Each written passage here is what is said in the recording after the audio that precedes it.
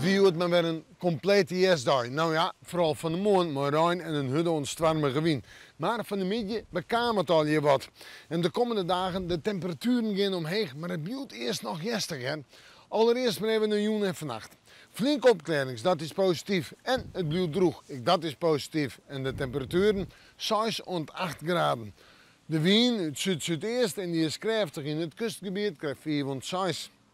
Morgen de bewolking is er weer, uit een trog rein, lichte rein, soms een droege periode ertussen trog en dat vooral in de midden. En dan misschien ik wel even de zinnen in het watergebied. Temperaturen morgen zouden er bij de 14 graden heen. En de wind, ja, die komt morgen uit het zuiden bij, ze is met zuidelijke richtingen en die is op een nij matig en krachtig, de krachtige wind in het kust- en watergebied. In de ochtend nog wat rein, in de nacht nog wat rein en dan zetten we terug naar de orendagen. Het vooruitzicht.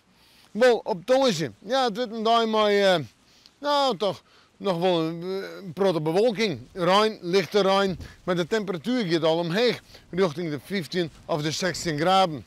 Zo'n zonnetje of 18 graden kunt worden opvreten, maar de zinnen erbij en een bui of een buiken.